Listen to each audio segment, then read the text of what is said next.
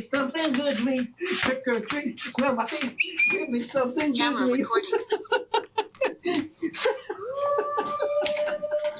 Hey, neighbor. All right. Hey, neighbor, how are you? Hey, could you a little older bit trick or treating? Well, you know what, neighbor? I don't need your candy. I'm out giving out my own treats. Oh, okay. And how you doing that? In the form of dad jokes. All right. Okay.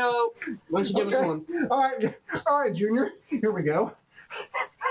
How come the skeleton didn't go to the Halloween party? I don't know. He didn't have any body to go with. Cool. All right. Okay, so you don't want any candy? No. So that one didn't tickle your fancy? Okay, how about this? Pound it. What did the skeleton order at the restaurant? I don't know. Spare ribs! No, Oh my gosh! Why? Have you ever? Why are you talking like doorbell? Let's go! All right, on to the next house.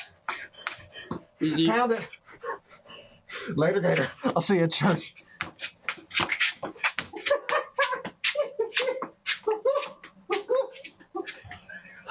Dork.